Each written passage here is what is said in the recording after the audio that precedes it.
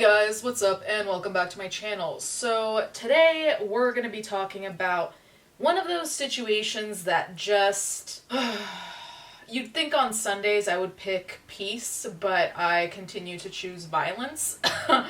I'm laughing now because we're not going to be laughing in a second. I read this and truly I have no words.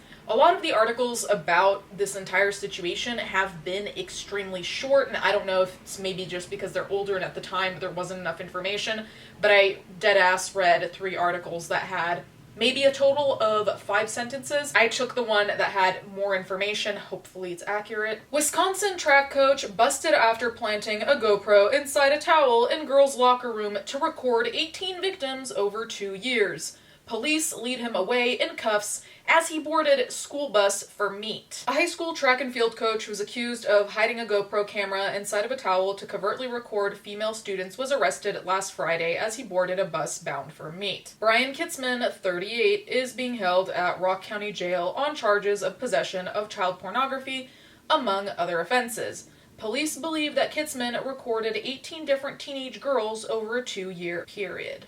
Okay, my light just decided to peace out. Can't blame her. The fact that this was a long-term project makes this so much more alarming to me, and granted, this is alarming to begin with, obviously, but the sole fact that this was going on for so long, that scares the living hell out of me. Obviously, I'm glad this person was caught, but to think of all the individual days for 2 years that this person just had these recordings, watched these recordings, that makes me want to vomit and also hurt that person.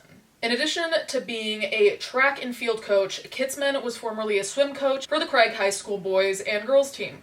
Records show that he was hired by the school district since 2004. He has been suspended pending further investigation. Officials said there is nothing in the coach's history that would have prevented him from being hired by the district. The coach's plot was discovered when a janitor at the high school helped the student retrieve a lost towel that was in a locker that had a padlock labeled Craig High School. Being a coach generally, you're close to students in terms of close proximity. Depending on what the sport is, you might even be relatively hands-on.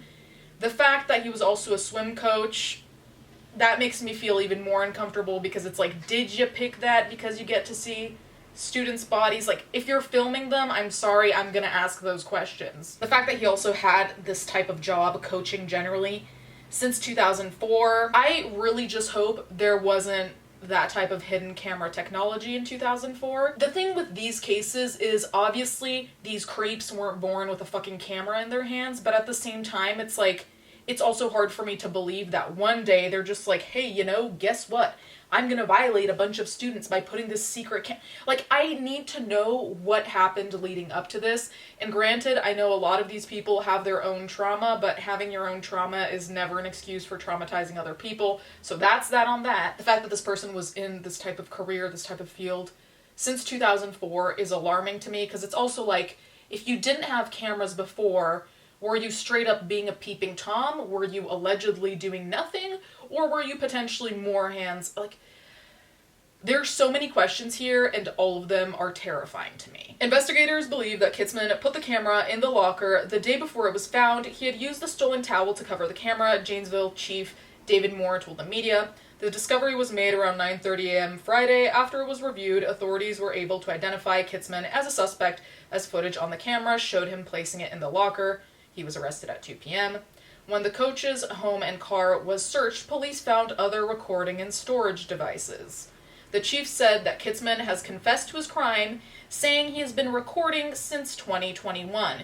He described using the videos for his own interest. It's not believed that he shared the footage elsewhere.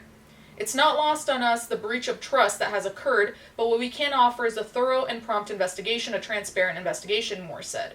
Kitzman told investigators that he began to record the students when he noticed a hole in the wall separating his office from the locker room, reports WKOW. His first recordings were made on his phone, police said. The suspect is also the founder of the Phoenix Club, a track and field club. He established the club in 2021 in order to create more interest and participation amongst youth athletes in the sports of track and field, cross country, and triathlon. Okay, so he's allegedly been filming since 2021. Listen, I'm not going to start debating whether I believe that or not, because I think we all know I don't believe that. It just makes me wonder, is it more trackable what you've had since 2021? Is the rest on some creepy old camcorder? Is it in some place that, doesn't connect to the cloud, for example, some place that isn't easily accessible?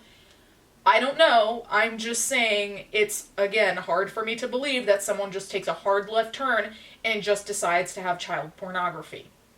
It will never make sense to me. Kitzman's Facebook page is littered with images of him with student athletes. On the day of his arrest, the coach posted on Facebook about his excitement ahead of the meet. Brian loves working with kids and strives to teach them to love physical fitness and how to lead a healthy lifestyle, his bio on the Phoenix Club's website. The profile mentions that Kitzman was formerly a student at Craig High School, where he was a track and field athlete as well as a swimmer. He was also a cross-country athlete at Carroll University. Truly, none of this matters. Like, you can give me all the list of athletic feats a pedophile accomplishes, really, truly do not care. One former student of Kitzman's wrote on Facebook that he was beyond disgusted and frustrated by the coach's alleged actions. Yeah, there are people rotting in jail for doing shit like this, so I would say frustration, disappointment, all of those things. To have your privacy be taken away breaks my heart for these victims, and I hope they get resources to help them, she wrote. Kitzman's bond has been at $10,000. He will appear in court on May 17th. Craig High School is located 40 miles south of Madison East High School, blah, blah, blah. Damn. David Crutchen, a Madison East teacher, the girls' tennis coach, was sentenced to 12 years in prison after he was found guilty of covertly recording students. He was charged following an investigation triggered by the discovery of hidden cameras that were planted in the Minneapolis hotel room of students he was chaperoning on a business club trip. In that incident, a student found that an air freshener that Crutchen had brought with him on the trip was actually a surveillance camera. Crutchen has taught in the Madison district since 2008, most recently as a business education and marketing instructor, according to his LinkedIn biography. He was listed as the assistant girls tennis coach on the high school website. Honestly, stories like this fill me with a level of rage that is certainly valid but unhealthy. But the thing is also, you're not only traumatizing these kids, you're not only ruining experiences that were supposed to be, for growth's purpose, whether that's someone who wants to follow a career in athletics, or even if it's like the kids who joined because their parents forced them to. The great thing about a lot of the after-school activities, I didn't like partaking in them, but I had to, is that there's a level of growth, right? There's this kind of, ideally, pushing to get through a threshold, like I said. And it's already difficult. In whatever role you're in, it's difficult. You have school, you have your social life, and then you have this extra thing. And so it's like, ideally you'd think that it's a place where you're comfortable, where you feel safe, and then there are people like this.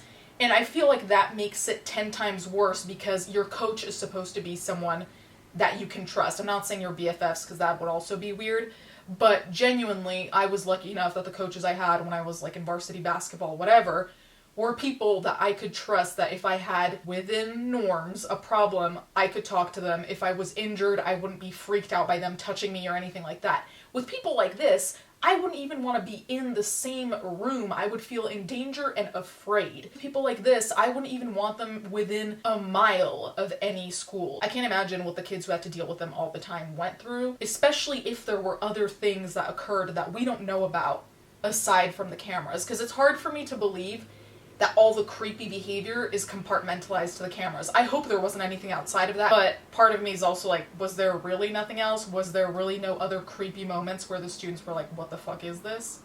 Anyway, you guys can let me know what you think in the comments down below. Thank you guys so much for watching. Thank you to my patrons as always, and I'll catch you guys next time.